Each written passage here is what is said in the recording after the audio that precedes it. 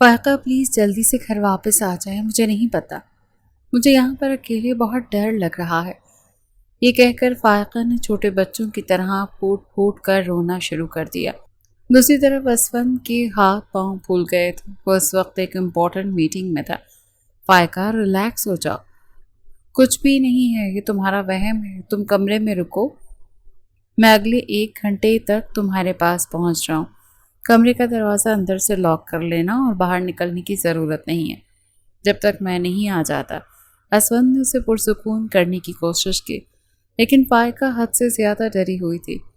اسفند، مجھے ڈر لگ رہا ہے، کوئی بیلکنی میں کھڑا ہے، آپ پلیز جلدی سے گھر واپس آ جائیں۔ اس کے ساتھ ہی اچانک لائٹ بند ہو گئی، وائی فائی آف ہونے کی وجہ سے کال بھی کٹ چکی تھی۔ پورے کمرے میں اندھیرا گہرا پھیلا ہوا تھا۔ اچانک ہی فائقہ کو محسوس ہوا جیسے کوئی بالکنی کا دروازہ کھول کر کمرے میں داخل ہوا ہو۔ اس کی سٹی خوف کے مارے گم ہو گئی۔ کون ہے وہاں پر؟ اس نے لرزتے ہوئے لہجے میں سوال کیا۔ جیسے پہلے کہ وہ اونچی آواز میں چلاتی، سکندر نے آگے بڑھ کر اس کے لبوں پر مضبوطی سے اپنا ہاتھ جمایا۔ فائقہ نے اس دوران خود کو چھڑوانے کی کوشش کی کہ وہ دونوں اپنا توازن برقرار نہ رکھ سکے اور زور سے بیڈ کے اوپر جا کر گرے۔ اب صورتحال ایسی ہی تھی۔ فائقہ سکندر کے نیچے دبی ہوئی تھی اور سانس لینا دشوار ہو رہا تھا۔ چھوڑو مجھے، کون ہو تم؟ وہ حلق کے بل چلاتے ہوئے بولی، لیکن سکندر دوبارہ سے اس کے لبوں پر اپنا ہاتھ مضبوطی سے جماتا ان کو اپنی دسترس میں لے کر اس کی آواز بند کر چکا تھا۔ اگلے ہی پل وہ اس کے کانوں میں جھکا اور سرسراتے ہوئے لہجے میں بولا، میری جان، مجھے امید نہیں تھی کہ تم اتنی جلدی مجھے بھول جاؤ گی۔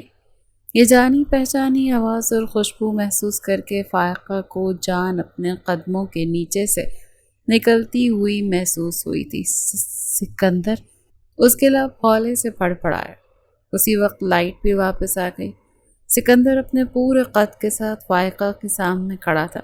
وہ پہلے سے بھی زیادہ ہینڈسم ہو چکا تھا اور اب اسے گہری نظروں سے دیکھ رہا تھا۔ تم تو میری سوچ سے بھی زیادہ حسین ہو گئی ہو۔ یہ کہہ کر وہ اس پر جھکا تو فائقہ نے اپنے دونوں ہاتھ اس کے سینے پر رکھ کر اسے پوری قوت سے پیچھے کی طرف دھکا دیا تھا۔ تم یہاں پر کیا کر رہے ہو؟ تمہاری ہمت کیسے ہوئی میرے گھر میں داخل ہونے کی؟ میں تمہیں جان سے مار ڈالوں گی، یہاں سے دفع ہو جاؤ۔ سکندر نے بے ساختہ اپنی پیشانی کو مسلا۔ تمہیں پتا ہے کہ مجھے اونچی آواز میں بات کرنے والی عورتیں بالکل بھی پسند نہیں۔ تم سے محبت کرتا ہوں اور اسی وجہ ہی سے تمہارا لحاظ کر رہا ہوں، اور اب میں تمہیں آخری وارننگ بھی دے رہا ہوں، میرے ساتھ دوبارہ بدتمیزی کرنے کی کوشش مت کرنا۔ جہاں تک میرا یہاں پر آنے کا سوال ہے تو تم اچھے طریقے سے جانتی ہوں کہ میں تمہیں کتنا چاہتا ہوں۔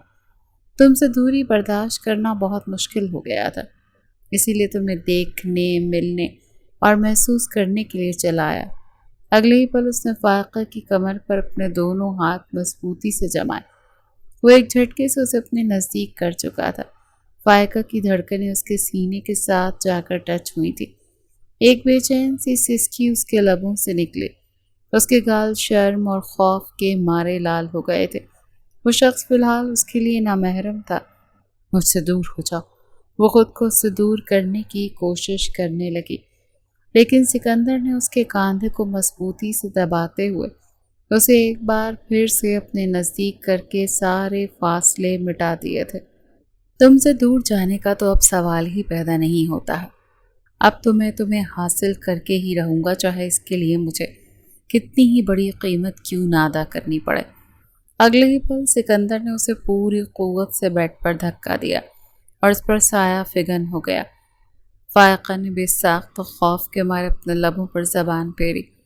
تم میرے ساتھ ایسا نہیں کر سکتے ہو، تم مجھ سے محبت کا دعویٰ کرتے تھے میری جان۔ میں ابھی بھی تم سے محبت کا دعویٰ کرتا ہوں، اور فکر مت کرو، زیادہ کچھ بھی نہیں کہوں گا، بس تمہارے لبوں کی مٹھاس کو محسوس کروں گا۔ میں جانتا ہوں کہ تم بھی مجھ سے آج بھی ویسی ہی محبت کرتی ہو۔ تم صرف اور صرف اپنے چچا جان کی وجہ سے خود سے 10 سال بڑے اس آدمی سے شادی کرنے کے لیے تیار ہو گئی۔ یہ کہہ کر سکندر نے ایک نفرت بھری نگاہ کمرے کی دیوار پر لگی اسفند کی تصویر پر ڈالی، جہاں وہ پوری شان سے مسکرا رہا تھا۔ تم جس بارے میں بات کر رہے ہو سکندر، وہ میرا شوہر ہے، اور ابھی تھوڑی ہی دیر میں وہ یہاں پر آنے والا ہوگا۔ اگر اس نے تمہیں دیکھ لیا تو وہ تمہاری جان لے لے گا۔ میں تمہیں یہاں پر صرف یہ بتانے کے لیے آیا تھا کہ خود کو ذہنی طور پر تیار کر لو، کیونکہ بہت جلد تمہارا شوہر شہید ہونے والا ہے۔ اس کے بعد تم ہمیشہ ہمیشہ کے لیے میری بیوی بن جاؤ گی۔ سکندر نے اس کے ہونٹوں کو اپنی دسترس میں لینے کی کوشش کی، لیکن فائقہ نے فوراً سے اپنا سر سائڈ پہ جھٹک دیا تھا۔ دوسری طرف جب اسے پورچ میں گاڑی کے رکنے کی آواز آئی تو اس کے ہاتھ پاؤں پھول گئے۔ اسفند حویلی میں واپس آ چکا تھا۔ اب یہاں سے نکلو۔ کیا تمہیں میری فکر ہو رہی ہے؟ سکندر نے اس کے بالوں کی لٹ کو اپنی انگلی کے گرد گھماتے ہوئے کہا۔ فائقہ نے جواب دینے کے بجائے اس کے سینے پر ہاتھ جما کر اسے زور سے خود سے پیچھے دھکا دیا۔ مجھے تم سے کوئی غرض نہیں ہے، میری بلا سے تم مر بھی جاؤ تو مجھے کوئی فرق نہیں پڑتا۔ وہ یہ کہہ کر فوراً سے باہر کی طرف بھاگی تھی۔ اسفند لمبے لمبے ڈگ بھرتا حویلی کے اندرونی حصے میں داخل ہوا۔ جیسے ہی فائقہ کی حالت پر اس کی نظر پڑی، اس نے اپنے لب مضبوطی سے بھینچ لیے۔ تم ٹھیک تو ہو؟ اس کے بالوں کو پیار سے کانوں کے پیچھے کرتے بولا۔ فائقہ بس اس کے چہرے کو دیکھ کر رہ گئی تھی۔ اگلے ہی پل وہ زور سے اس کے سینے سے لگ گئی تھی۔ اس کا دل ابھی بھی ایک انجانے خوف سے دھڑک رہا تھا۔ وہ سوچ بھی نہیں سکتی تھی یہ قسمت اس کے ساتھ اتنا بڑا مذاق کرے گی اور سکندر دوبارہ سے اس کی زندگی میں داخل ہو جائے گا۔ میری جان، میں تم سے پوچھ رہا ہوں، کیا تم ٹھیک تو ہو؟ اس بار اسفند نے اس کا چہرہ اپنے ہاتھوں کی دسترس میں لیا اور اس کے ماتھے کو چومتے ہوئے بولا۔ فائقہ نے بے ساختہ خوف سے تھوک نکلا تھا۔ میں بالکل ٹھیک ہوں۔ وہ مسکرانے کی ناکام کوشش کر رہی تھی۔ گڈ، اگر کوئی مسئلہ ہے تو تم مجھ سے کھل کر شیئر کر سکتی ہو۔ مجھ سے کچھ بھی چھپانے کی ضرورت نہیں ہے، کیونکہ تم جانتے ہو کہ میں ایسے لوگوں کو معاف نہیں کرتا۔ اس لہجے میں عجیب سی سرد مہری تھی، جسے محسوس کر کے اس کے پورے وجود میں ایک سرد لہر دوڑ گئی تھی۔ اسفند جیسے ہی کمرے میں داخل ہوا تو اسے وہاں پر مردانہ خوشبو محسوس ہوئی تھی۔ کیا میرے علاوہ یہاں پر کوئی اور آیا تھا؟ یہ سن کر فائقہ کی سیٹی گم ہو گئی۔ اگر وہ انکار کر دیتی تو اسفند اسے فوراً سے پکڑ لیتا۔ اسے یوں خاموش کھڑا دیکھ کر وہ سرسری سے انداز میں بولا۔ کیا ہوا ہے؟ ہینگ کیوں ہو گئی ہو؟ میں تم سے پوچھ رہا ہوں، کیا حماد ملنے کے لیے آیا تھا؟ یہ سن کر فائقہ نے پوری قوت سے ہاں میں سر ہلا دیا تھا۔ جی، وہ ابھی تھوڑی دیر پہلے یہاں سے گیا ہے۔ یہ کہہ کر اس نے اپنے ماتھے پر آنے والے نادیدہ پسینے کو صاف کیا تو دوسری طرف اسفند اس کا جھوٹ فوراً پکڑ چکا تھا، کیونکہ حماد اس کے ساتھ آفس میں موجود تھا اور ابھی وہ اسے ڈراپ کر کے ہی اپنے گھر واپس آ رہا تھا۔ لیکن فی الحال فائقہ سے کچھ بھی کوریدنا نہیں چاہتا تھا۔ اسے یقین تھا وہ بہت جلد اسے بتا دے گی۔ تم ڈر کیوں رہی تھی؟ اور کیا تم نے چیک کیا بالکنی میں کون تھا؟ اس سوال پر فائقہ کے پاس کوئی جواب نہیں تھا، اس لیے وہ بات ٹالتے ہوئے بولی۔ وہ اصل میں کچھ زیادہ ہی ڈرپوک ہو گئی ہوں۔ ایسی ویسی کوئی بات نہیں تھی، وہاں پر تو صرف اور صرف ایک چھوٹا سا چوہا تھا۔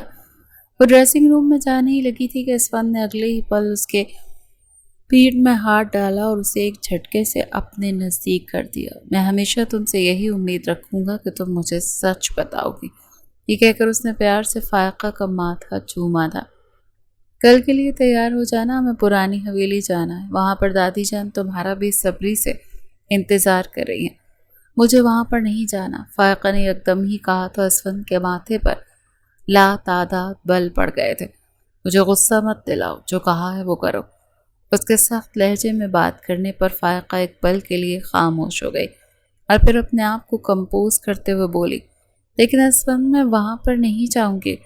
جب بھی میں جاتی ہوں تو وہ مجھ سے وارث کے بارے میں سوال کرتے ہیں، میرے پاس ان کے لیے کوئی جواب نہیں ہے۔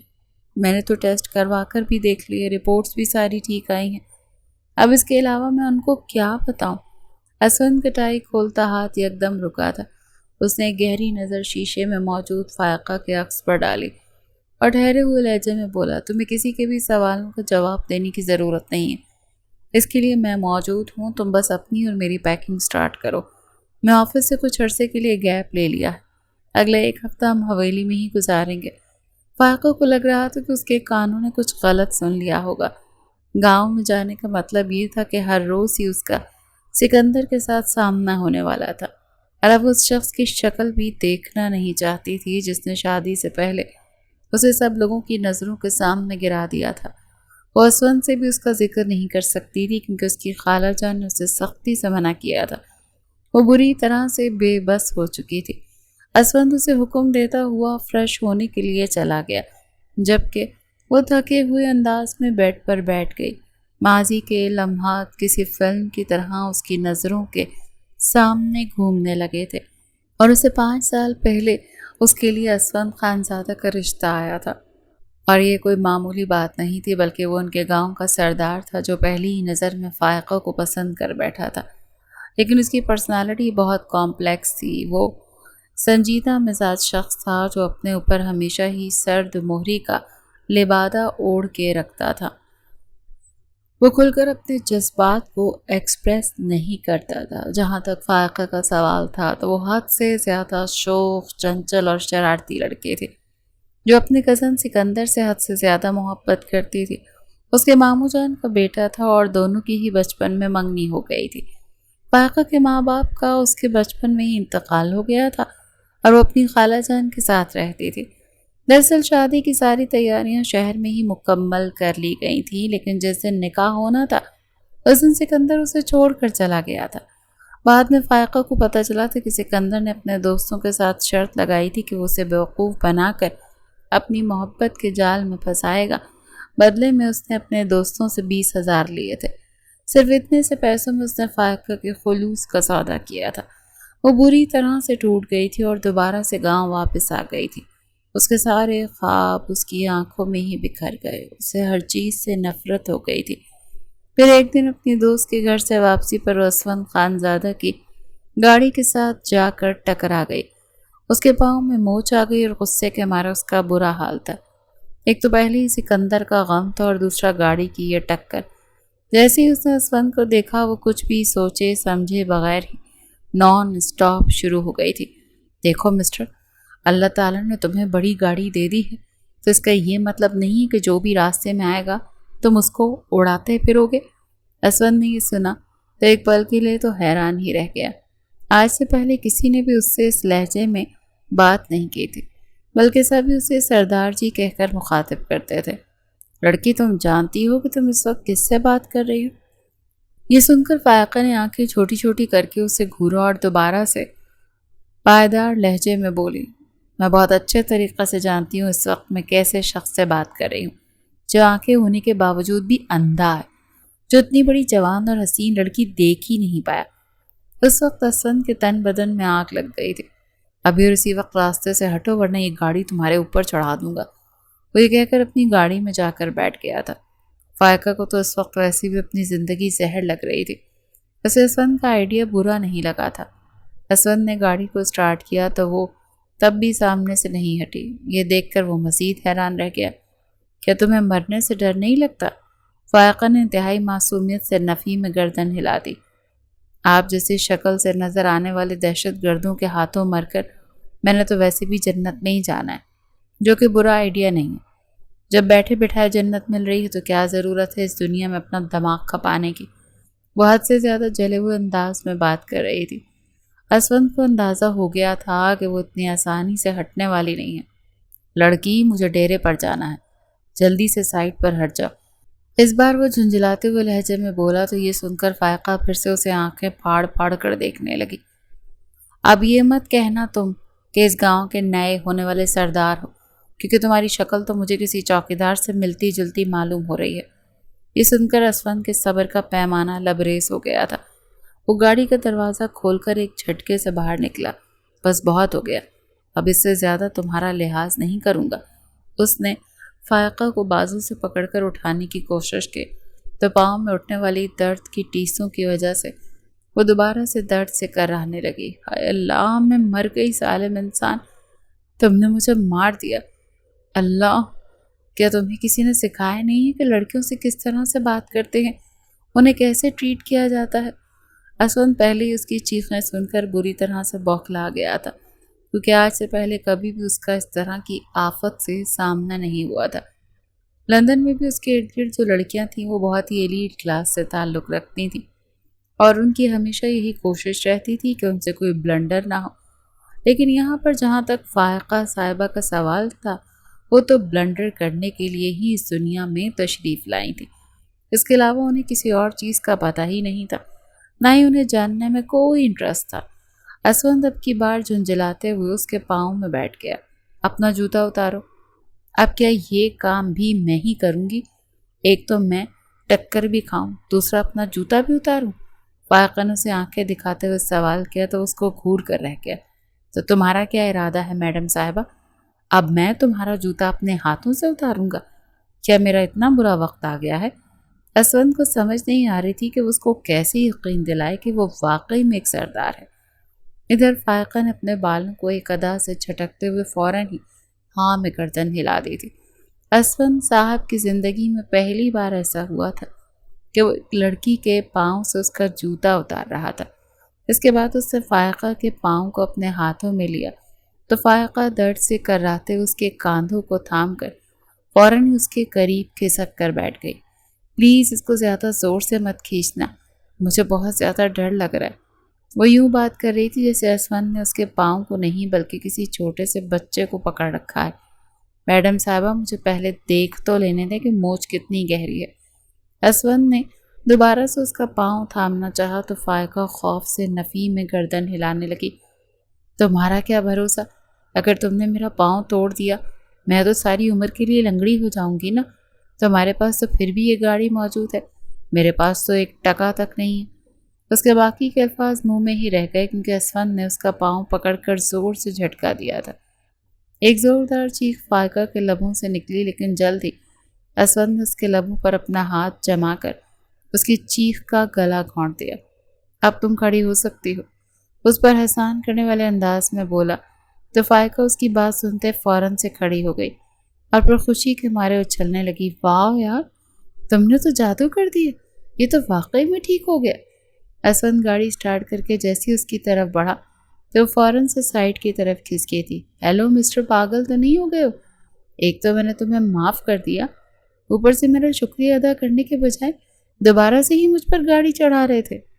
وہ پیچھے سے غصے سے اچھل اچھل کر اسے کوس رہی تھی جبکہ اسوند کی گاڑی دھول اڑاتی ہوئی اس کی نظروں سے اوجھل ہو چکی تھی، جبکہ وہ دل ہی دل میں اس کو کوستی ہوئی دوبارہ سے اپنے چھوٹے سے برآمدے میں واپس آ گئی تھی۔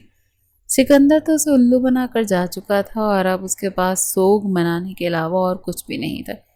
اسی شام اس کی کزن کومل اس سے ملنے کے لیے آئی اور چہکتے ہوئے لہجے میں بولی، جلدی سے تیار ہو جاؤ، ہم سب لوگ بڑی حویلی جا رہے ہیں۔ سردار جی کا بیٹا واپس آ گیا ہے، انہوں نے اس کی خوشی میں ایک بہت بڑی دعوت رکھی ہے اور گاؤں کے بھی سب لوگوں کو بلایا ہے۔ فائقہ نے یہ سنا تو اس نے برا سا منہ بنایا۔ مجھے کوئی شوق نہیں ان دعوتوں پر جانے کا، تم نے جانا ہے تو جاؤ، مجھے معافی رکھو۔ یہ کہہ کر اس نے باقاعدہ طور پر کومل کے سامنے ہاتھ جوڑے تھے، لیکن وہ اتنی آسانی سے اس کی جان چھوڑنے کے لیے کہاں پر تیار ہونے والی تھی۔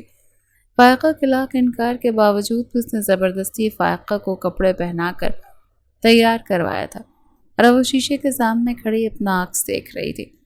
سادہ سا خوبصورت چہرہ، دلکش نین نقش اور بلیک کلر کا ایک سادہ سا قمیص شلوار، یہ والا جوڑا وہ واقعی میں بے حد حسین لگ رہی تھی اور کسی کا بھی ایمان ڈگمگانے کی صلاحیت رکھتی تھی۔ کومل نے اسے اپنے آپ کو گھورتے پایا تو سٹی کی صورت میں ہونٹ گھماتے ہوئے بولی، اتنی غور سے مت دیکھو ورنہ تمہیں اپنی ہی نظر لگ جائے گی۔ ویسے جس قدر تم حسین ہو میں چاہتی ہوں کہ تمہاری بھی کسی بہت بڑے سردار سے شادی ہو۔ یہ سن کر فائقہ نے اسے کھا جانے والی نظروں سے دیکھا تھا۔ مجھے بڑے بڑے خواب نہ دکھاؤ، پہلے بھی تمہاری وجہ سے میں نے اپنی اوقات سے بڑھ کر خواب دیکھنا شروع کر دیا تھا، پھر اس کا انجام کیا ہوا وہ بھی تم اچھے طریقے سے جانتی ہو۔ فائقہ کی آنکھوں میں دوبارہ سے آنسو آ گئے تھے تو کومل کو شدت سے اپنی غلطی کا احساس ہوا، اسے ایسی کوئی بات کرنی ہی نہیں چاہیے تھی۔ تھوڑی ہی دیر میں وہ دونوں گھر سے باہر نکلی تھیں۔ فائقہ کی خالہ نے اسے خاص ہدایت کی تھی کہ وہاں پر جا کر کسی بھی قسم کا ہنگامہ نہیں کرنا، نہ ہی کوئی بے وقوفانہ حرکت کرنا، حویلی والے بخشتے نہیں ہیں۔ فائقہ نے ان کی بات ایک کان سے سن کر تو دوسرے کان سے نکال دی تھی۔ ہو نہ ہو بڑے آئے بخشنے والے، ان سے معافی مانگ کون رہا ہے؟ پتہ نہیں کیوں لوگوں نے ان کو اتنا زیادہ اپنے سر پر چڑھایا ہوا ہے۔ اگر اتنا زیادہ پیسہ میرے پاس ہوتا تو میں بھی تو بڑی بڑی حویلیاں کھڑی کر لیتی۔ وہ ایک بار پھر سے ان کو کوسنے لگی، جو کہ اس کا پسندیدہ مشغلہ تھا۔ جہاں پر عورتوں کا انتظام کیا گیا تھا وہاں پر بہت زیادہ گہما گہمی تھی، اور آدھے سے زیادہ مرد حضرات بھی وہیں پر ہی موجود تھے۔ فائقہ کو اپنے چہرے پر مسلسل لوگوں کی نظروں کی تپش کا احساس ہو رہا تھا، جس کی وجہ سے وہ بہت زیادہ آکورڈ فیل کر رہی تھی۔ اچانک اسے محسوس ہوا جیسے وہ اس کے برابر میں آ کر رکا ہو۔ اس نے گردن اٹھا کر دیکھی تو وہاں پر وہی شخص کھڑا تھا جس نے آج اسے گاڑی سے ٹکر ماری تھی۔ ایک پل کے لیے تو اس کا منہ کھلا کا کھلا رہ گیا۔ اگلے ہی پل وہ اپنے منہ کو بند کرتے ہوئے تیز لہجے میں بولی، تم یہاں پر کیا کر رہے ہو؟ کیا تم میرا پیچھا کرتے کرتے یہاں پر آئے ہو؟ اسون کے ماتھے پر حیرانگی کے تاثرات چھا گئے تھے۔ او ہیلو میڈم صاحبہ، یہ سوال تو مجھے آپ سے کرنا چاہیے، کیونکہ میں آپ کی حویلی میں نہیں بلکہ آپ میری حویلی میں کھڑی ہیں۔ مجھے بتانا پسند کریں گی کہ یہاں پر آپ کی تشریف لانے کا کیا مقصد ہے؟ کہیں یہاں پر بھی کوئی ہنگامہ کھڑا کرنے کا تو خیال نہیں؟ وہ شرارتی لہجے میں ہلکا سا اس کے چہرے پر جھکتے ہوئے بولا۔ فائقہ اس کی قربت سے بری طرح کنفیوز ہو گئی تھی اور تیزی سے پیچھے کی طرف کھسکی تھی۔ نظراند وہ اسفند خانزادہ کی کزن لاریب خانزادہ کے ساتھ جا کر ٹکرا گئی اور سارا جوس لاریب کے کپڑوں کے اوپر گر گیا تھا۔ یہ کیا بدتمیزی ہے جاہل لڑکی، اگر مینرز نہیں ہے تو کیوں منہ اٹھا کر بڑی پارٹیز میں چلے آتے ہیں؟ تمہیں آئیڈیا بھی ہے کہ یہ سوٹ کتنے پیسوں کا تھا؟ اس سے پہلے کہ وہ فائقہ کے چہرے پر ہاتھ اٹھاتی، اسفند نے آگے بڑھ کر فوراً سے لاریب کا ہاتھ تھام لیا اور اس کی آنکھوں میں جھانکتے ہوئے تیز لہجے میں بولا، یہ ایک چھوٹا سا حادثہ تھا، اس میں اس کا کوئی قصور نہیں۔ بہتر یہی ہوگا کہ بات کو ابھی اور اسی وقت ختم کر دو۔ جہاں تک تمہارے سوٹ کا سوال ہے تو میں تمہیں پیسے دے دوں گا۔ لاریب کو اپنی آنکھوں پر یقین ہی نہیں آ رہا تھا۔ حویلی کا سب سے بڑا بیٹا اور گاؤں کا سردار ایک معمولی سی لڑکی کی سائیڈ لے رہا تھا، جس کی شادی سے اس کا شوہر بھی بھاگ کر چلا گیا تھا۔ چھوٹے سردار، اس سے پہلے کہ لاریب کچھ کہتی، اسفند نے ہاتھ اٹھا کر اسے خاموش رہنے کا اشارہ کیا۔ فائقہ اس دوران خاموشی سے کھڑی خالی خالی نظروں سے دونوں کو دیکھ رہی تھی۔ لاریب غصے سے اندر کی طرف بھاگی تو وہ اسفند کی طرف متوجہ ہو گئی۔ آئی ایم ریئلی سوری، آج دن کے وقت جو کچھ بھی ہوا میں اس پر بہت زیادہ شرمندہ ہوں، مجھے ایسا نہیں کرنا چاہیے تھا۔ فائقہ کو شدت سے اپنی غلطی کا احساس ہوا تھا۔ اب تو اسے یہ سوچ سوچ کر بھی ڈر لگ رہا تھا کہ اگر اسفند کو پتہ چلا کہ اس کے خالو جان اسی حویلی میں ہی ملازم ہیں تو کہیں وہ ان کو وہاں سے نکال ہی نہ دے، جبکہ اسفند اس کو پینترا بدلتا ہوا دیکھ دل ہی دل میں محسوس ہو رہا تھا۔ سوری سے کچھ بھی نہیں بننے والا، تمہیں اپنی غلطی کا ازالہ تو کرنا ہی ہوگا۔ یہ کہہ کر وہ ایک دم سے اس کی طرف بڑھا تو فائقہ غیر محسوس انداز میں پیچھے کی طرف ہٹی تھی۔ کہ کیا مطلب ہے آپ کا؟ دیکھیں، میں ایسی ویسی لڑکی نہیں ہوں، نہ ہی میں آپ کی کوئی عجیب و غریب قسم کی ڈیمانڈ مانوں گی۔ یہ میں آپ کو ایڈوانس میں ہی بتا رہی ہوں۔ اسفند نے یہ سنا تو اپنے بازو لپیٹ کر حیران ہونے کی ایکٹنگ کرتے ہوئے بولا، ایسی ویسی لڑکی سے آپ کی کیا مراد ہے میڈم صاحبہ؟ کیا آپ مجھے بتانا پسند کریں گی؟ یہ سن کر فائقہ پہلے سے بھی زیادہ کنفیوز ہو گئی۔ اسی وقت کومل بھاگتی اس کے پاس آئی۔ تم ٹھیک تو ہو؟ کومل نے گہری نظر اسفند خانزادہ پر ڈالی، جو کہ پسندیدہ نظروں سے فائقہ کو گھور رہا تھا۔ اس کے بعد پارٹی میں وہ جتنی بھی دیر موجود رہی، اسے اپنے اوپر اسفند کی نظروں کی تپش کا احساس ہوتا رہا۔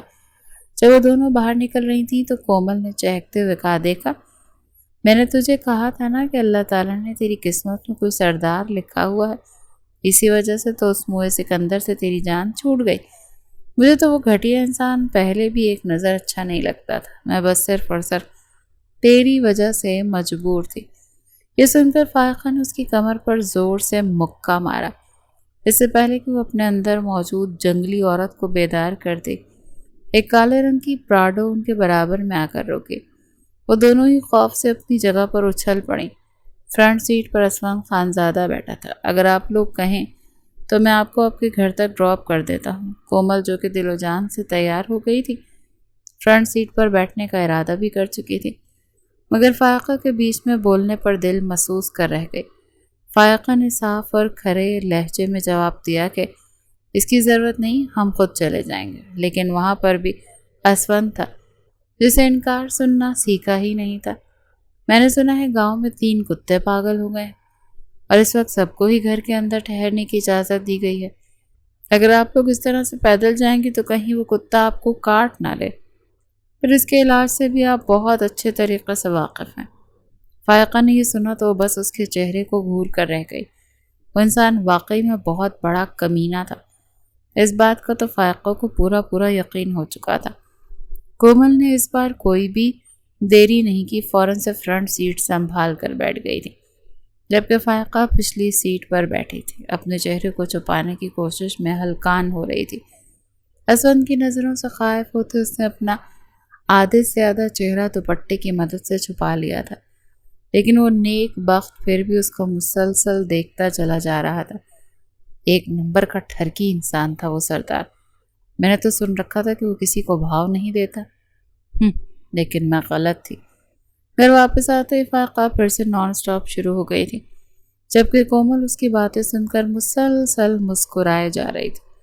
اور میڈم صاحبہ، تمہیں تو شکر ادا کرنا چاہیے کہ تمہارے معاملے میں اس کا دل موم ہو گیا، ورنہ تو وہ واقعی میں کسی کو بھی منہ نہیں لگاتا۔ دوسری طرف فائقہ کا چہرہ اسفند کے دماغ میں نقش ہو چکا تھا۔ آج سے پہلے اس نے ایسا معصوم اور پاکیزہ حسن کبھی نہیں دیکھا تھا۔ دوسرا، فائقہ کی بچگانہ حرکتیں اسے بہت زیادہ اچھی لگ رہی تھی، لیکن اسے ایک اور چھوٹی سی پریشانی بھی تھی۔ سب حویلی والے چاہتے تھے کہ وہ لاریب سے نکاح کر لے، جو کہ اسے ایک آنکھ نہیں بھاتی تھی۔ وہ تو اسے اپنی بہن بنانے کے لیے بھی تیار نہیں تھا، بیوی بنانا تو بہت دور کی بات تھی۔ اس کی وجہ اس کی چچی جان تھی، جنہوں نے ہمیشہ ہی اس کی ماں کی زندگی کو جہنم بنا کر رکھا تھا۔ اسفند کو آج بھی یاد تھا کہ جب وہ چھوٹا ہوتا تھا تو اس کی چچی اس کے بابا کے کان بھرتی تھی، اب اس کے بابا غصے میں آ کر اس کی امی پر ہاتھ بھی اٹھا لیا کرتے تھے۔ اب وہ کیسے ایسی عورت کی بیٹی سے شادی کر سکتا تھا جس نے اس کی ماں کی زندگی کو اجیرن بنا کر رکھ دیا تھا؟ اور پھر اسی خوف اور ٹینشن کی وجہ سے اس کی امی بیمار ہو گئی اور اس دنیا سے رخصت ہو گئی تھی۔ اگلے دن فائقہ پھر سے کومل کے گھر جا رہی تھی۔ کچے راستے پر کالے رنگ کی وہی جانی پہچانی پراڈو دیکھ کر اس نے بے ساختہ خوف سے تھوک نکلا۔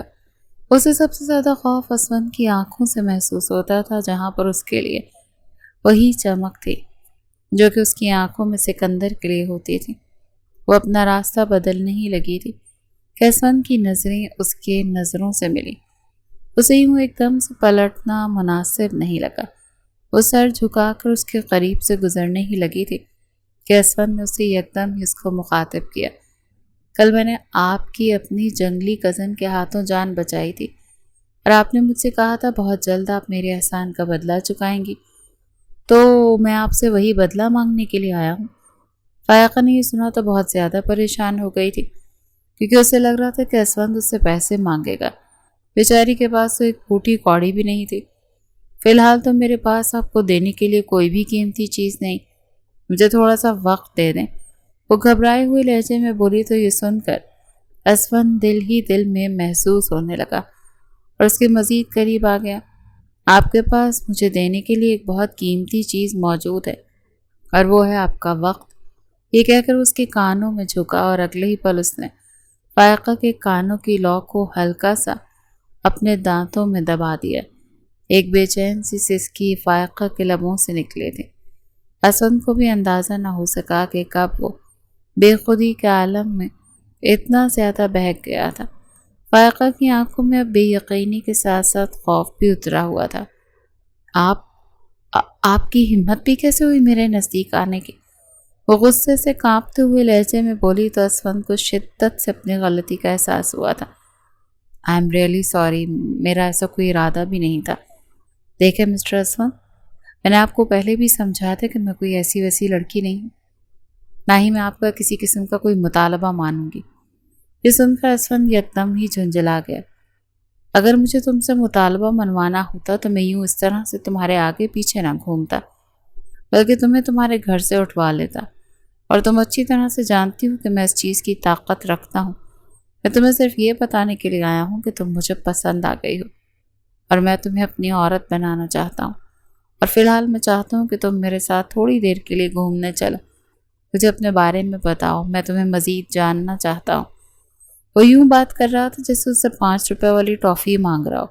آپ کا دماغ خراب ہو گیا ہے؟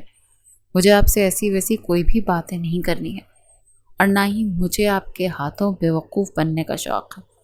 وہ اپنے بالوں کو جھٹکتے ہوئے جانے ہی لگی تھی کہ اسفند نے اس کے پکڑ کر اپنے نزدیک کیا اور زبردستی گاڑی میں بٹھا دیا۔ اس کے ساتھ وہ دروازہ لاک کر چکا تھا۔ آپ میرے ساتھ زبردستی نہیں کر سکتے مس فائقہ، فی الحال تو میرا بھی زبردستی کرنے کا ارادہ نہیں، لیکن اگر تم نے مجھے مجبور کیا تو پھر میں واقعی میں وہ سب کرنے میں 1 سیکنڈ بھی نہیں لگاؤں گا۔ ابھی خاموش ہو جاؤ، مجھے تمہاری آواز نہیں آنی چاہیے۔ یہ سن کر وہ پل بھر کے لیے چپ کر گئی تھی۔ اگر میری خالہ کو پتہ، کسی کو کانوں کان خبر نہیں ہوگی۔ اسے لے کر کراچی کی حدود میں داخل ہو چکا تھا۔ آپ مجھے کہاں پر لے کر جا رہے؟ میرے تو کپڑے بھی ٹھیک نہیں ہیں۔ یہ سن کر پھر سے اسفند نے اسے کھا جانے والے انداز میں گھورا تھا۔ میں کہہ رہا ہوں نا، بالکل خاموش ہو جاؤ۔ اس کے بعد ایک لفظ بھی نہیں۔ وہ اسے لے کر ساحل سمندر پر آ گیا تھا۔ وہاں پر تیز ٹھنڈی ہوائیں چل رہی تھی۔ جیسے ہی ہوا کا جھونکا فائقہ کے وجود سے آ کر ٹکرایا تو اس کے پورے وجود میں سکون بھری لہر دوڑ گئی تھی۔ پلیز، وہ بولنے ہی لگی تھی کہ اسفند نے پھر سے اس کے لبوں پر انگلی رکھ دی۔ اس کے بعد اب کچھ بھی نہیں۔ کیا تم کسی اور سے محبت کرتی ہو؟ یہ سن کر فائقہ نے نہ چاہتے ہوئے بھی نفی میں گردن ہلا دی تھی، کیونکہ وہ اب واقعی میں سکندر سے محبت نہیں کرتی تھی، وہ اسے نفرت کرتی تھی۔ اگر تو اسفند اس کی نفرت کے بارے میں جاننے کی کوشش کرتا تو اسے آٹومیٹکلی سکندر کے بارے میں بھی پتہ چل جاتا۔ وہ فائقہ کا جواب سن کر کافی حد تک مطمئن ہو گیا تھا۔ تو پھر ٹھیک ہے، اس کا مطلب یہ ہے کہ اب تم ہی میری بیوی بنو گی۔ لیکن اگر میں آپ کو انکار کر دوں اور اگر میں کہوں کہ میں پہلے کسی سے محبت کرتی تھی تو پھر اسفند کے لب پراسرار انداز میں مسکرا دیے، تو پھر میں تمہیں وہ سب کچھ بھلانے پر مجبور کر دوں گا، کیونکہ شادی تو تمہاری میرے ساتھ ہی ہوگی اور یہ میں نے اٹل ارادہ کر لیا ہے۔ وہاں پر ان دونوں کے کافی زیادہ وقت ایک دوسرے کے ساتھ گزارا تھا۔ اس سارے عرصے میں فائقہ حد سے زیادہ کنفیوز تھی۔ وہ جو خود کو بہت بڑی ٹاپ چیز سمجھتی تھی اور خود کو حد سے زیادہ بولڈ ظاہر کرتی تھی، آج اسفند کے سامنے اس کی سیٹی گم ہو گئی تھی۔ اس کے دماغ کے کسی کونے میں ابھی بھی سکندر کا ہی چہرہ گھوم رہا تھا، لیکن اسفند کی قربت اس پر حاوی آ رہی تھی۔ اور پھر گاؤں والوں نے بھی یہ منظر اپنی آنکھوں سے دیکھا تھا جب اسفند نے ایک معمولی سی یتیم لڑکی کے لیے قدم اٹھایا تھا۔ اس نے حویلی میں بھی واضح اعلان کر دیا تھا کہ وہ صرف اور صرف فائقہ ہی سے شادی کرے گا اور اس کو ہی خاندان کی بہو بنائے گا، کیونکہ ساری جائیداد اس کے نام ہو چکی تھی اور وہ سرداری کا منصب بھی حاصل کر چکا تھا، اسی لیے کوئی بھی اسے روکنے والا نہیں تھا۔ ادھر فائقہ کی خالہ جان حد سے زیادہ ایکسائٹڈ تھی۔ وہ بار بار فائقہ کو چہرہ خوشی کے مارے چومتی اور اسے اپنے سینے سے لگاتے ہوئے کہتی، مجھے یقین تھا تیری قسمت بہت اچھی ہوگی، دیکھ اللہ تعالیٰ نے تجھ پر کرم کر دیا، تو بڑے نصیبوں والی ہے۔ سردار اسفند دل کا بہت اچھا بندہ ہے اور باقی حویلی والوں سے بالکل الگ۔ وہ تجھ سے بے تحاشا محبت کرے گا اور تیرا بہت خیال رکھے گا۔ اس کے علاوہ اور نہ جانے کیا کیا کہہ رہی تھی، لیکن فائقہ کا دل و دماغ دونوں ہی بہت زیادہ الجھے ہوئے تھے۔ لیکن پھر جب شادی کی رات اسفند نے اسے بہت ہی محبت سے اپنے بازوؤں میں بھرا اور اپنے آپ کو فائقہ کے وجود میں اتارا تو اس کی ساری غلط فہمیاں اور وسوسے دور ہو گئے تھے۔ کمرے کی خاموشی میں ان دونوں کی سسکیوں کی آوازیں گونج رہی تھیں جب اسفند فائقہ کی تو اس کے شانوں کو مضبوطی سے تھام کر اس کا سہارا لینے کی کوشش کرتی۔ اس دوران اس کا جسم اسفند، وہ دونوں ایک دوسرے کے اندر مکمل طور پر ڈوبے ہوئے تھے۔ جب جب اسفند اس کی دھڑکنوں کو اپنے لبوں میں لے کر کاٹتا تو فائقہ کی جان پر بن جاتی تھی۔ وہ اپنے ناخنوں سے اس کی کمر پر زور زور سے خراشیں مارتی جس سے اسفند کی جنونیت میں مزید اضافہ ہو جاتا۔ وہ سوچ رہی تھی کہ وہ خود کو بہکنے کی اجازت نہیں دے گی، لیکن وہ اپنا یہ وعدہ بھی پورا نہیں کر پائی تھی۔ اسفند کے جسم کی گرمی اور اس کی محبت نے فائقہ کو گھٹنے ٹیکنے پر مجبور کر دیا تھا۔ وہ بہت ہی محبت اور خلوص سے اس کے ہونٹوں کو سک کر رہا تھا۔ کبھی وہ اس کے اوپر والے ہونٹ کو کاٹتا تو کبھی نیچے والے ہونٹ کو چومنے لگتا۔ اس دوران اس کی زبان بھی فائقہ کے پورے جسم پر حرکت کر رہی تھی۔ فائقہ اس کی قربت میں حد سے زیادہ بے خود ہونے لگی تھی۔ اس نے اپنے دونوں بازو اسفند کی گردن میں ڈالے اور اسے کس کر اپنے نزدیک کیا، جس سے اسفند کو اندازہ ہو چکا تھا کہ وہ پہلے سے بھی زیادہ جنونیت کی طلبگار ہے۔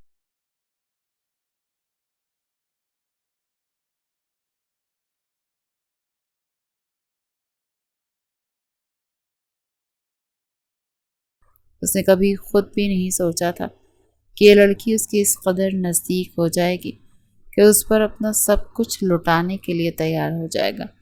حویلی میں اسے ہر کسی نے قبول کر لیا تھا سوائے اسفند کی چچی اور اس کی دادی جان کے۔ ان کا صرف ایک ہی کہنا تھا کہ اس خاندان کی بہو خاندان میں ہی سے ہونی چاہیے تھی۔ شادی سے کچھ ہی مہینوں کے بعد انہوں نے فائقہ پر دباؤ ڈالنا شروع کر دیا کہ خاندان کے لیے وارث تو وہ سب سے حد سے زیادہ تنگ آ گئی تھی۔ اس کی مینٹل ہیلتھ بھی حد سے زیادہ ڈسٹرب ہو گئی تھی، جس کی وجہ سے اسفند اسے لے کر کراچی مین سٹی میں شفٹ ہو گیا تھا۔ ہر مہینے وہ اپنی دادی جان سے ملنے کے لیے جاتا تھا۔ اس دوران فائقہ بھی اس کے ساتھ ہوتی تھی، لیکن یہ وقت گزارنا اس کے لیے بہت مشکل ہوتا تھا۔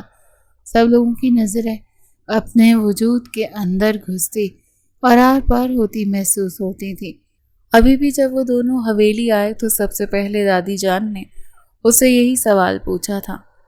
کلثوم بیگم کی بات سن کر اس نے بے ساختہ اسفند کو دیکھا، جس نے آنکھوں ہی آنکھوں میں سے پرسکون ہونے کا اشارہ کیا۔ دادی جان، بہت جلد آپ کو خوشخبری مل جائے گی، اتنی کیا جلدی ہے؟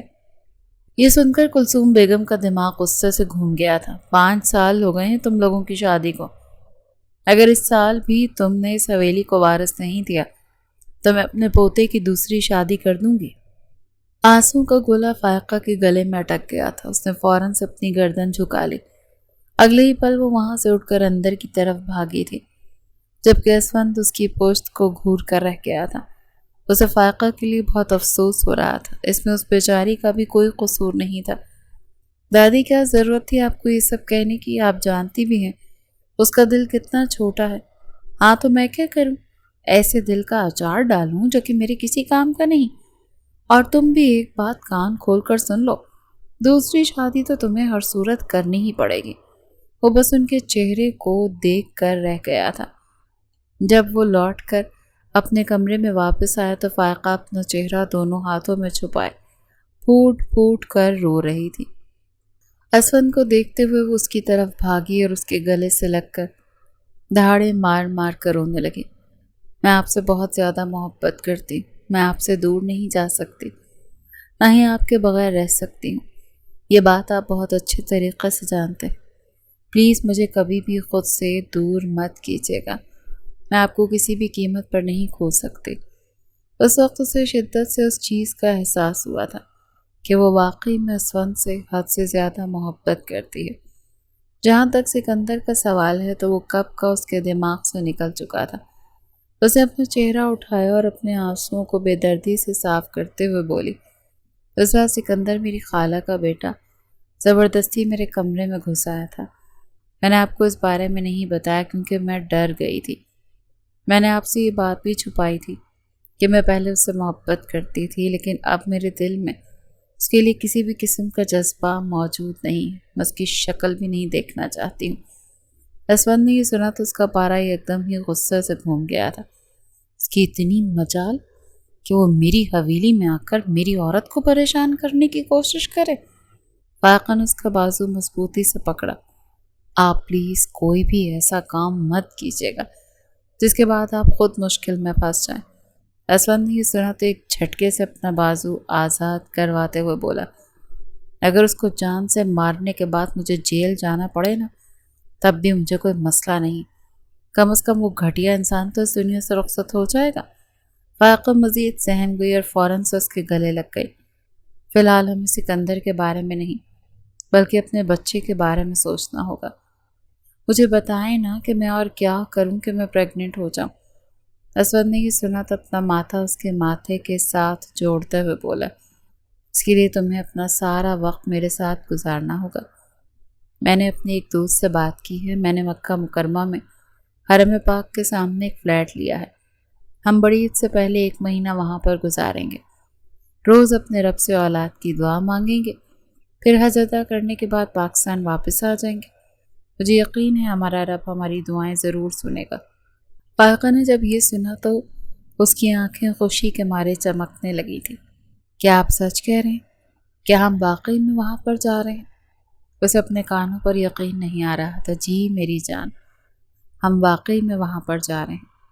وہاں پر صرف ہم دونوں ہوں گے اور ہماری محبت ہوگی۔ یہ کہہ کر اسود نے پیار سے اس کے ماتھے کو چوما تھا۔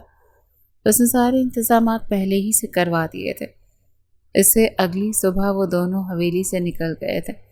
کلثوم بیگم نے اس بار بھی بہت زیادہ واویلا مچایا، لیکن اسود نے فیصلہ کر لیا تھا کہ وہ اب ان کی کسی بھی بات کو خاطر میں نہیں لائے گا، خاص کر ان باتوں کو جس سے اس کی بیوی کی مینٹل ہیلتھ برباد ہو جائے۔ جب وہ دونوں وہاں پر پہنچے تو فائقہ فلیٹ کی کھڑکی میں جا کر کھڑی ہوئی، جہاں سے سامنے کا منظر صاف نظر آ رہا تھا۔ اس کی آنکھیں خوشی کے مارے چمکنے لگی تھیں۔ اس کا پہلے عمرہ کرنے کا ارادہ تھا۔ اسود کا مقصد صرف اور صرف اس کے حکم پر اپنا سر جھکانا تھا۔ اس کے قریب جا کر رکا اور اگلے ہی پل اس نے فائقہ کو اپنے بازو میں بھر لیا۔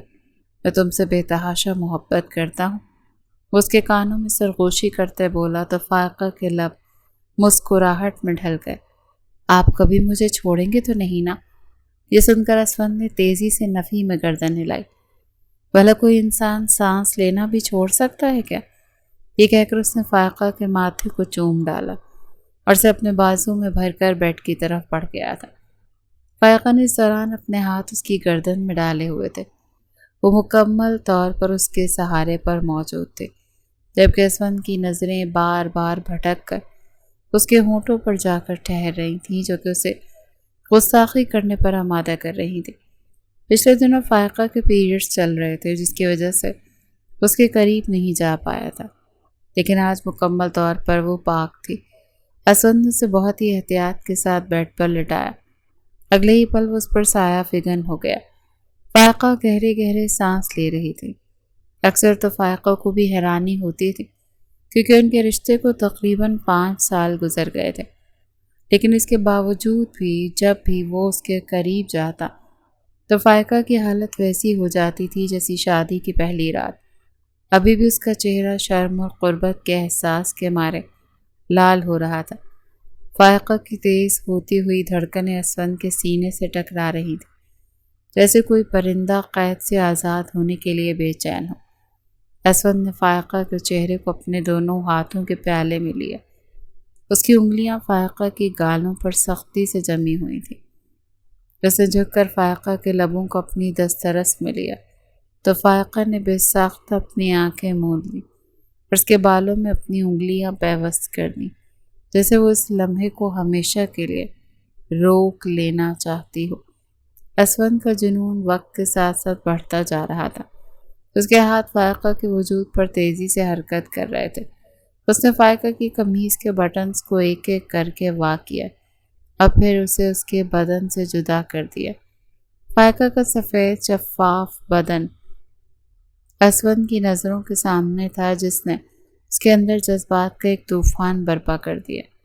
اسود نے اپنی قمیض پہ اتار پھینکی اور اب ان کے درمیان کوئی رکاوٹ باقی نہیں رہی تھی۔ اسود فائقہ کے بدن کی قربت کو مزید شدت سے محسوس کرنے لگا۔ فائقہ کے لبوں سے ایک دبی دبی سی سسکی نکلی۔ اسود کی زبان اور لب اس کے گلے، کاندھوں اور پھر اس کے پورے وجود پر اپنی مہر ثبت کر رہے تھے۔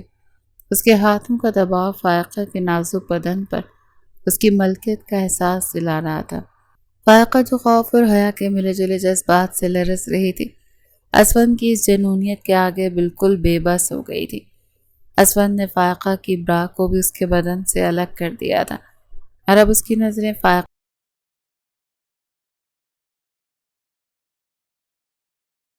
اسود نے اپنی انگلیاں اور پھر اپنے لب وہاں پر جما دیے۔ فائقہ کی سسکیاں اب اونچی آواز میں تبدیل ہو رہی تھیں۔ جب اسود نے اپنی جنونیت میں اس کی دھڑکنوں کو اپنے دانتوں سے ہولے سے کاٹا تو فائقہ کے حلق سے ایک لذت بھری چیخ نکلی تھی۔ اس نے اسود کے کاندھوں کو اپنے ناخنوں سے بھینچ لیا تو اس کا پورا وجود کمان کی طرح سے تن گیا تھا۔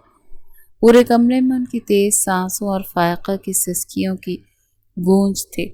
اسود اس کے بدن کے انگ انگ پر اپنی محبت سے سیراب کر رہا تھا۔ وہ کبھی اس کے لبوں کو چومتا تو کبھی اس کے بدن کی گرمی کو محسوس کرتا۔ فائقہ کو لگ رہا تھا جیسے وہ کسی سمندر کی لہروں میں بہتی چلی جا رہی ہے جہاں صرف اسود کا وجود ہی اس کا واحد سہارا ہے۔ اس رات کی خاموشی میں ان دونوں کے جسم ایک دوسرے میں ضم ہو رہے تھے اور فائقہ کے تمام پچھلے دکھ، سکندر کی تلخ یادیں اور محرومیوں کا خوف اسود کو اس بے پناہ محبت کی آگ میں جل کر راکھ ہو گیا تھا۔ اسود نے فائقہ کے کان میں سرگوشی کی، تم صرف میری ہو فائقہ، اور فائقہ نے جواب دینے کے بجائے اسے مزید سختی سے اپنے قریب کر لیا۔ یہ اقرار تھا کہ اب اس کی دنیا صرف اور صرف اسود خانزادہ کے گرد ہی گھومتی ہے۔ اسود کی بے پناہ محبت اور اس کے لمس کی تپش نے فائقہ کے اندر برسوں سے دبی تڑپ کو بیدار کر دیا تھا۔ وہ جب تک اسود کی شدت کے آگے صرف ڈھیر ہو رہی تھی، اچانک ایک نئے جوش کے ساتھ اسود کی گود میں چڑھ کر بیٹھ گئی۔ اس کی باہیں اسود کے مضبوط گلے میں حمائل تھی اور اس کی آنکھیں جذبات کی شدت سے بند تھیں۔ فائقہ نے جھک کر اسود کے ماتھے، اس کی آنکھوں پر، پھر اس کے گالوں پر اپنے لبوں کی مہر لگائی تھی۔ اس کا ہر لمس اسود کے ضبط کے بندھن توڑ رہا تھا۔ فائقہ کی پہل اسود کے لیے کسی خوشگوار حیرت سے کم نہیں تھی۔ اس نے فائقہ کی کمر کے گرد اپنے ہاتھوں کا گھیرا تنگ کر لیا اور اسے خود میں بھینچ لیا۔ اسود کا جنون ایک بار پھر سے سر اٹھانے لگا تھا۔ اس نے فائقہ کے چہرے کو تھوڑا سا پیچھے کر کے اس کی گردن پر اپنے لب رکھ دیے تھے۔ فائقہ کی سسکیاں ایک بار پھر بلند ہونے لگی تھیں جب اسود کے لب اس کے سینے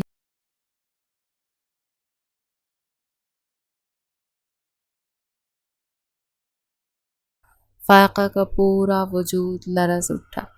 اس کے ہاتھوں کی گرفت اسود کے بالوں میں اتنی سخت ہو گئی تھی کہ اس کی انگلیاں اس کے بالوں میں پھنس گئی۔ اسود، آرام سے، اسود مجھے درد ہو رہا ہے پلیز، فائقہ کے لبوں سے بے ساختہ نکلا، لیکن اسود کی جنونیت میں اضافہ ہو گیا۔ اسے فائقہ کی تکلیف میں بھی ایک عجیب سی لذت محسوس ہو رہی تھی۔ فائقہ کی چیخیں اب کمرے کی دیواروں سے ٹکرا کر واپس پلٹ رہی تھی۔ اس کا جسم اسود کے جسم کی قربت سے تپ رہا تھا اور اس کی ہر سسکی اسود کی مردانگی کو شہ دے رہی تھی۔ اسود نے ایک جھٹکے سے فائقہ کو اپنی گود سے اٹھایا اور اسے سیدھا کمرے کی دیوار کے ساتھ لگایا۔ فائقہ کی پیٹھ دیوار کے ساتھ ٹھنڈک سے ٹکرائی تو اسے ایک لمحے کے لیے سکون محسوس ہوا۔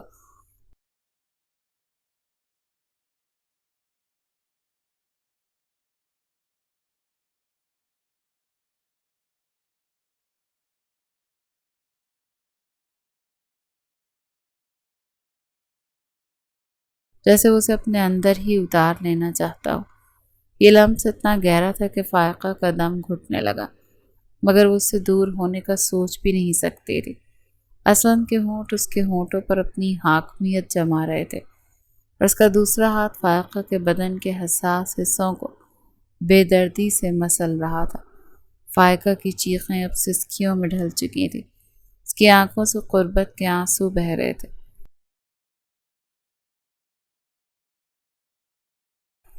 جس پر فائقہ نے تڑپ کر اس کے شانے پر اپنا سر ٹکا دیا۔ اسود کی سانسیں فائقہ کے کانوں میں سرسراہٹ پیدا کر رہی تھیں اور اس کے ہاتھ فائقہ کے بدن پر گھوم رہے تھے۔ جہاں جہاں اس کا لمس پہنچتا وہاں وہاں فائقہ کا وجود بھی دہکنے لگتا تھا۔ اس لمحے ان کے درمیان کوئی لفظ حائل نہ تھا۔ فائقہ کی ہمت اب جواب دے رہی تھی، اس کا سانس اکڑ رہا تھا اور بدن تھکن سے چور ہو چکا تھا۔ اسفند کی بے پناہ جنونیت نے اسے نڈھال کر دیا تھا۔ اس نے لرزتے ہوئے ہاتھوں سے اسفند کے چہرے کو تھوڑا سا پیچھے دھکیلا اور نیم واں آنکھوں سے اسے دیکھتے ہوئے ہانپتے ہوئے بولی، اسفند بس میں بہت تھک گئی ہوں، اب ہمت نہیں رہی۔ اس کی آواز میں نقاہت اور التجا دونوں نمایاں تھے۔ اسفند جس کی آنکھوں میں اس وقت صرف جنونی رقص کر رہا تھا، فائقہ کی یہ بات سن کر اس کے لبوں پر ایک فاتحانہ اور گہری مسکراہٹ ابھری۔ اس نے فائقہ کے کان کے پاس جھک کر سرگوشی کی، تھک گئی ہوں میری جان، ابھی تو کچھ ہوا ہی نہیں، ابھی تو رات شروع ہوئی ہے۔ اس کے لہجے کی تپش فائقہ کے رگو پے میں اتر گئی۔ اسد نے کوئی مہلت دیے بغیر اپنے ہاتھ فائقہ کے سینے پر جما دیے اور اس کی دھڑکنوں کو ایک بار پھر بے دردی اور جنونیت سے مسلنا شروع کر دیا تو فائقہ کے منہ سے ایک بے ساختہ سسکی نکلی۔ اسد نے فائقہ کو ایک جھٹکے سے دیوار کے سہارے سے اٹھایا اور اپنے مضبوط بازوؤں میں بھر کر کمرے کے وسط میں موجود صوفے کی طرف بٹھایا۔ اس نے فائقہ کو صوفے پر بٹھایا اور خود اس کے سامنے فرش پر اس طرح سیٹ ہوا کہ فائقہ کی ٹانگیں اس کی کمر کے گرد کراس کی صورت میں پھیل گئی تھی۔ اس پوزیشن نے فائقہ کو مکمل طور پر اسفند کی دسترس میں دے دیا تھا۔ اسفند نے فائقہ کے دونوں ہاتھ پکڑ کر اوپر کی طرف پھیلائے اور پھر اس کے بدن کے اس نازک حصے کی طرف متوجہ ہوا جہاں اس کی دھڑکنیں سب سے زیادہ تیز تھیں۔ وہ فائقہ کے دونوں بھاروں کے درمیان اپنی زبان پھیرنے لگا۔ فائقہ نے تڑپ کر اپنا سر پیچھے کی طرف جھکا دیا۔ اس کی گردن کی رگیں تن گئیں اور وہ شدت لذت سے بے حال ہونے لگی۔ اسفند کے ہونٹ اور زبان اس کے بدن کے ہر نقش کو اپنے لمس سے نواز رہے تھے۔ فائقہ کی ہمت اب مکمل طور پر جواب دے چکی تھی۔ اس نے اسفند کے چوڑے کاندھوں کو مضبوطی سے تھام لیا۔ بس اسفند پلیز، اب اور نہیں، میں مر جاؤں گی، وہ بے بسی سے پکاری۔ اسفند نے سر اٹھا کر فائقہ کے سرخ ہوتے چہرے کو دیکھا۔ اس کی آنکھوں کی چمک بتا رہی تھی کہ اس کی پکار پر رکنے والا نہیں۔ اس نے گہری اور دلنشیں مسکراہٹ کے ساتھ فائقہ کو صوفے سے اٹھایا، اسے انتہائی احتیاط کے ساتھ بیڈ کی نرمی پر لٹایا۔ فائقہ کا بکھرا ہوا وجود اور اس کے چہرے پر پھیلی تھکن اسفند کے جذبات کو مزید شے دے رہی تھی۔ وہ فوراً اس پر سایہ فگن ہو گیا اور اس کا بھاری مردانہ وجود فائقہ کے نازک بدن کو مکمل طور پر ڈھانپ چکا تھا۔ اسفند نے فائقہ کی آنکھوں میں جھانکا جہاں اب صرف سپردگی کا احساس تھا۔ اس نے فائقہ کے ماتھے کو چوما، پھر آہستہ آہستہ اس کے وجود کی گہرائیوں میں اترنے لگا۔ فائقہ نے بے ساختہ اپنی ٹانگیں اسفند کے گرد لپیٹ لی جیسے وہ اسے خود سے جدا نہیں ہونے دینا چاہتی۔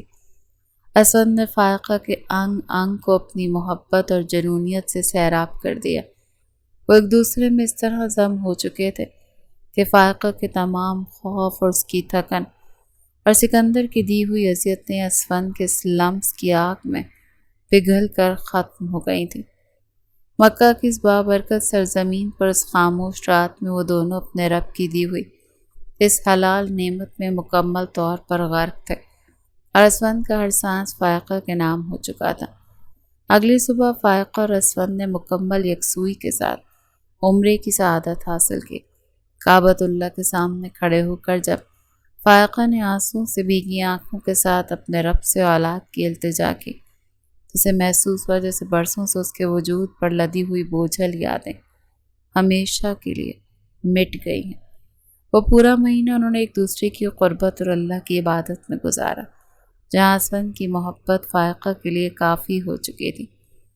واپسی کا دن قریب آئے تو فائقہ کے چہرے پر ایک عجیب سی زردی اور نقاہت چھا گئی۔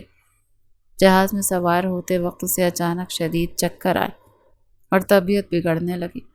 اسفند جو فائقہ کی معمولی سی تکلیف پر بھی بے چین ہو جاتا تھا، سخت پریشان ہو گیا۔ پاکستان پہنچتے اسے سیدھا اسپتال لے گیا۔ وہاں پر جب ڈاکٹر نے مسکراتے ہوئے انہیں مبارکباد دی کہ فائقہ امید سے ہے تو اسفند کو لگا جیسے کائنات کی تمام خوشیاں اس کی جھولی میں ڈال دی گئی ہیں۔ اس کی آنکھوں میں خوشی کے آنسو تھے اور وہ بار بار فائقہ کا ہاتھ چوم کر اپنے رب کا شکر ادا کر رہا تھا۔ حویلی میں جب یہ خبر پہنچی تو ایک جشن کا سما بن گیا تھا۔ کلثوم بیگم جو کبھی فائقہ کو طعنے دینے سے نہیں تھکتی تھی، اب اس کے صدقے واری اتار رہی تھی۔ وقت پر لگا کر اڑا، اور وہ گھڑی بھی آ گئی جب اللہ تعالیٰ نے فائقہ کی گود ہری کر دی۔ لیکن یہ خوشی اکیلی نہیں آئی، بلکہ دادی جان کی ایک وارث کی خواہش ڈبل ہو کر پوری ہوئی۔ فائقہ نے 2 جڑواں بیٹوں کو جنم دیا تھا۔ حویلی کے آنگن میں جب ان ننھے وارثوں کی پہلی کھلکھلاہٹ گونجی تو دادی جان کی خوشی کا تو کوئی ٹھکانہ نہیں رہا۔